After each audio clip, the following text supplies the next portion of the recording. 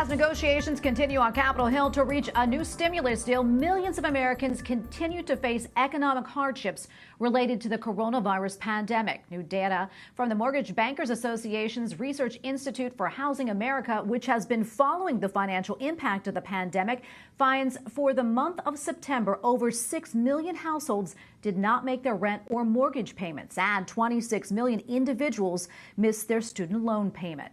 Joining me now on Skype to talk more about the nation's economy is Joel Griffith, Research Fellow at the Heritage Foundation. Joel, welcome back. Always so good to see you.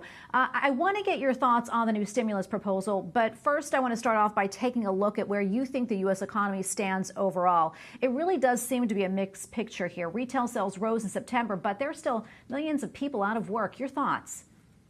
Oh, there's no doubt that the economy is snapping back very sharply from the pandemic lows. But as you referenced a second ago, this recovery is very uneven, not just when it comes to different sectors, but also state by state.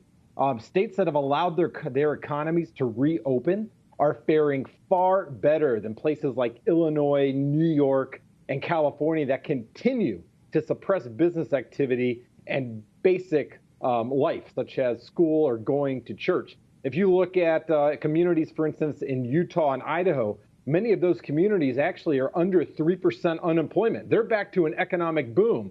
But across the border in California, you have unemployment that is approaching 25% in some areas. So this really shows that in order to have a full recovery, we need to actually allow our economy to fully reopen. We need to follow in the lead of governors in Georgia and in Florida that are allowing their people to go back to work, go back to school, and get on with their lives. Well, Joel, as we know, a deal on Capitol Hill really is crucial for those Americans who are struggling financially. That said, how important is it to shoring up the nation's economy and its recovery? Look, we can't keep our economy and these states and local governments that have kept their communities shut down. We can't keep those businesses on life support forever. That's not how we do this. We can talk about having targeted aid to those people that need it most in a temporary fashion, but another large-scale stimulus is not necessary. It's a bailout to states that have been failing due to their own mismanagement. And meanwhile, you have states like Florida and South Carolina that are returning to prosperity because they're actually allowing their economies to reopen. That's the way to actually fully recover from the COVID shutdowns. We are just 15 days into the presidential election, and, it would appear to be in the interest of both parties to get a deal done. How do you think all of this is resonating with voters? Well, if you look at some of the polling data that looks at how people are doing now versus 4 years ago, the majority of Americans are actually reporting that they're better off now, even after the COVID recession, than they were 4 years ago. And that actually makes a lot of sense. Right? We had tax cuts that saved the typical family almost $3,000 per year. We also saw a boom in business investment, and we saw a record long stretch of jobs growth. And in those parts of the country that are reopened, we're seeing that economic growth resume. So I think a lot of voters, myself included, we're looking at which candidate is going to enact those policies that are going to be most conducive to economic prosperity. And if you look at what was done over the past 3 years, I think it's very clear that the majority of Americans benefited strongly from pro-business policies, from regulatory reform, and from lower taxes. And each American's going to make that decision for themselves here in a few weeks.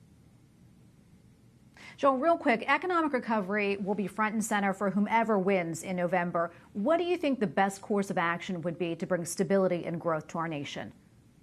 Well, this really is twofold. Number one, a lot of the very positive tax reform that was done about 3 years ago, many of those cuts are actually set to expire here in a few years.